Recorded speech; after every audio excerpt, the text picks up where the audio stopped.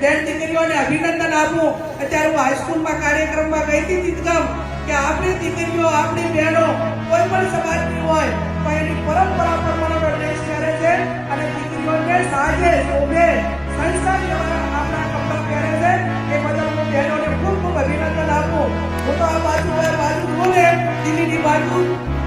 મને એવું લાગે કે સાહેબ કે ભલો મારો બનાસકાંઠા ભલો મારું વાવ બીજું કાંઈ હોય કે ના હોય પણ સંસ્કાર તો ભરપૂર છે. એ વાતનો મને આનંદ જ્યાં પણ જોઉં ત્યાં આ સંસ્કારોનો અને પશ્ચિમી સંસ્કૃતિનો પવન હજી આ વિસ્તારમાં હજી નથી આવ્યો એનો પણ મને આનંદ છે. ઘણો ઘણો ખૂબ આગળ વધો પણ મા બાપ નહીં તે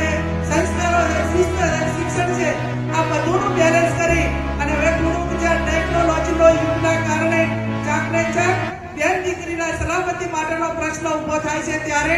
પશ્ચિમી સંસ્કૃતિ તો જ્યાં છે અહીંયા તો બરોબર જ છે પણ આપણા વિસ્તારમાં એક ભાઈચારાનું વાતાવરણ અને બેન દીકરીઓની સલામતી માટે આવનાર સમયમાં કોઈ પણ બેન દીકરીને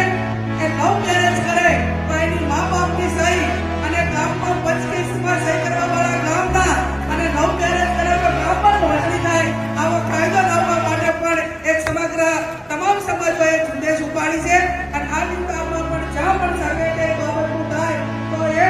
આવનાર આપણી પેઢી માટે સમાજ વ્યવસ્થા હલવાઈ રહે, વેરઝેર ઊભા ના થાય, ભાઈચારાની ભાવના ના તૂટે, ભરતચિત્ર ના થાય એના માટે કરીને આપણે હજુ તો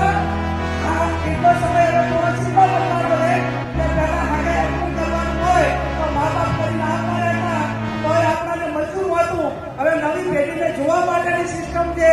અને હવે એનાથી વધારે આગળ ના વધે અને એને દીકરા દીકરીને ગમે એની આગળ ભલે લગ્ન થાય પણ એવા કોઈને વિદેશ કરવું હોય કે એના માટે લવ મેરેજના સર્ટિફિકેટની જરૂર હોય તો મા બાપની સંબંધીવાળા લવ મેરેજ થાય તો એની આગળ કોઈને વાંધો નથી. પણ વારંવાર દીકરીઓની સંખ્યા ઘટતી અને જેને સમાજમાં કોઈ આપવું નથી, ધંધો રોજગાર નથી,